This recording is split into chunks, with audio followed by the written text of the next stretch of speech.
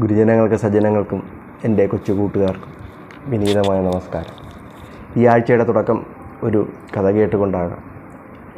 വിക്രമപുരം എന്ന് പറയുന്ന നാട്ടുരാജ്യത്തിലെ രാജാവായിരുന്നു വിക്രമസിംഹൻ. അദ്ദേഹത്തിൻ്റെ ധൈര്യവും പ്രാപ്തിയും കൊണ്ട് രാജ്യത്തിൻ്റെ അതിർത്തി വികസിച്ചു. അദ്ദേഹത്തിന് 2 ആൺകുട്ടികളാണ് ഉണ്ടായിരുന്നത്. അവർ രണ്ടും യുവരാജാവാകാൻ ഉള്ള പ്രായമായെങ്കിലും അവരൊക്കെ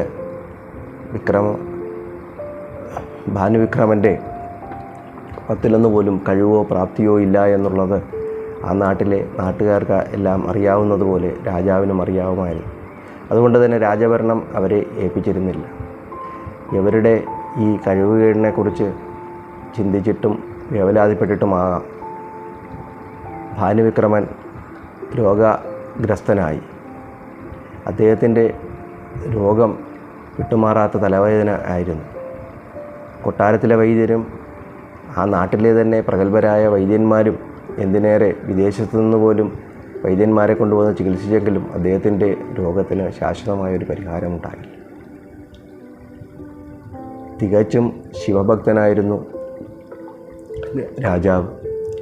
അദ്ദേഹം മാസത്തിലെ വെളുത്തപക്ഷവും കറുത്തപക്ഷവും പ്രദോഷം വ്രതം അനുഷ്ഠിക്കുമായിരുന്നു. പ്രദോഷ വ്രതം അനുഷ്ഠിക്കുന്നതിനും പൂജകൾക്കുമായി തലസ്ഥാനത്ത് നിന്നും കിലോമീറ്ററുകൾ അകലെയുള്ള മലയുടെ മുകളിലുള്ളൊരു ശിവക്ഷേത്രത്തിലാണ് അദ്ദേഹം പോയിരുന്നത്. അദ്ദേഹം പോകുമ്പോൾ അദ്ദേഹത്തോടൊപ്പം കൊട്ടാരത്തിൽ നിന്നും പരിചാരകന്മാരും പരിവാരങ്ങളും കൂടെ പോകുമായിരുന്നു. അക്കൂട്ടത്തിൽ അദ്ദേഹത്തിൻ്റെ കുശനിക്കാരൻ അരിവയ്പ്പുകാരനായ പത്മനാഭപിള്ളയും പോകുമായിരുന്നു. ക്ഷേത്രത്തിൽ പോകുകയും മടങ്ങി വരികയും എടുക്കുന്ന 3 ദിവസങ്ങളിലും മഹാരാജാവിൻ്റെ രോഗത്തിൽ വളരെ വ്യത്യാസം കണ്ടിരുന്നു. ഈശ്വരാനുഗ്രഹം മാത്രമല്ല, ക്ഷേത്രത്തിൻ്റെ ചുറ്റുമുള്ള നിബിഡമായ വനങ്ങളും എവിടെ നോക്കിയാലും കാണപ്പെടുന്ന പച്ചപ്പും അദ്ദേഹത്തിൻ്റെ രോഗത്തിന് ശമനമുണ്ടാക്കുന്നതായി പത്മനാഭപിള്ളയ്ക്ക് മനസ്സിലാക്കിയിരുന്നു. ഒരിക്കൽ ക്ഷേത്രദർശനം കഴിഞ്ഞ അവർ കൊട്ടാരത്തിൽ മടങ്ങിയെത്തി. പത്മനാഭപിള്ള രാജാവിനോട് പറഞ്ഞു, മഹാരാജാവേ, എൻ്റെ അടുക്കളയും അങ്ങ് ആഹാരം കഴിക്കാൻ വരുന്ന ഡൈനിങ് ഹാളും പച്ചനിറത്തിൽ പെയിൻ്റ് അടിക്കണം. മഹാരാജാവ് അത് സമ്മതിക്കുകയും ചെയ്തു. അതിനുശേഷം എപ്പോഴൊക്കെ മഹാരാജാവ് അടുക്കളയിലോ ഡൈനിങ് ഹാളിലോ വരുമ്പോൾ അദ്ദേഹത്തിൻ്റെ തലവേദനയ്ക്ക് ശമനം ഉണ്ടാകുന്നതായി രാജാവിനും മനസ്സിലായി, പത്മനാഭപിള്ളയ്ക്കും മനസ്സിലായി. അങ്ങനെ രാജാവ് കൊട്ടാരം മുഴുക്കെ പച്ച പെയിൻറ്റ് അടിക്കുവാൻ തീരുമാനിച്ചു. കൊട്ടാരത്തിനോടൊപ്പം തന്നെ രാജവീതികളുടെ കെട്ടിടങ്ങളിലും മറ്റും പച്ച പെയിൻറ്റ് ചെയ്യുന്നതിനും അദ്ദേഹം ആജ്ഞാപിച്ചു. എന്നാൽ ഇത് രാജ്യത്തിൻ്റെ ഖജനാവിൻ്റെ വലിയ ബാധ്യതയാകുമെന്നും നാട്ടുകാർക്കും അത് ബുദ്ധിമുട്ടാകുമെന്നുമുള്ള സംസാരങ്ങൾ നാട്ടുകാർക്കിടയിൽ ഉണ്ടാകുകയും രാജാവിനെതിരായി അഭിപ്രായങ്ങൾ രൂപീകരിക്കപ്പെടുകയും ചെയ്തു.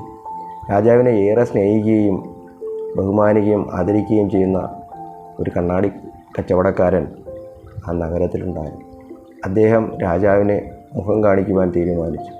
1-2 പ്രാവശ്യത്തെ ശ്രമത്തിന് ശേഷം രാജാവ് അദ്ദേഹത്തിനെ കന്നടക്കാരനെ കൊട്ടാരത്തിലേക്ക് വിളിച്ചു. കന്നടക്കാരൻ കൊട്ടാരത്തിൽ ചെന്നു. രാജാവിന് എതിരായി ഉണ്ടാകുന്ന ജനാഭിപ്രായത്തെക്കുറിച്ച് അദ്ദേഹം വളരെ വിനയമായി തന്നെ രാജാവിനെ ബോധിപ്പിച്ചു. എന്നിട്ട് അദ്ദേഹത്തിൻ്റെ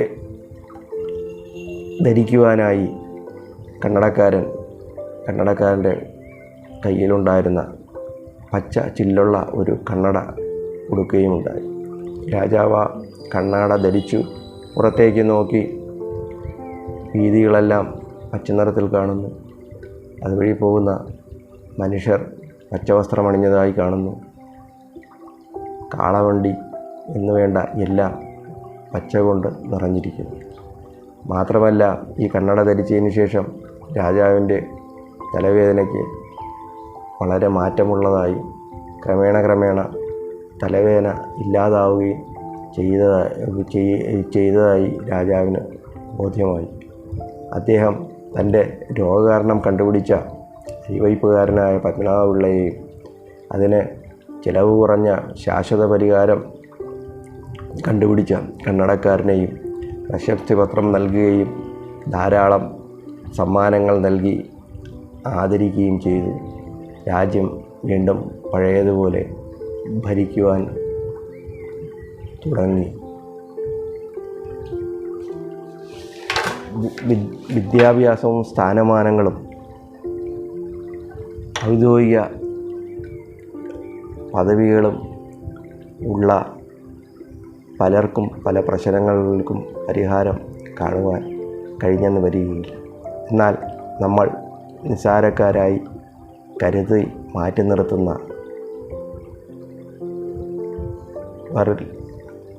വിജ്ഞാനികളായ അവർ ചില പ്രശ്നങ്ങൾക്കും പരിഹാരങ്ങൾ നിർദ്ദേശിക്കുവാൻ കഴിയും എന്നുള്ള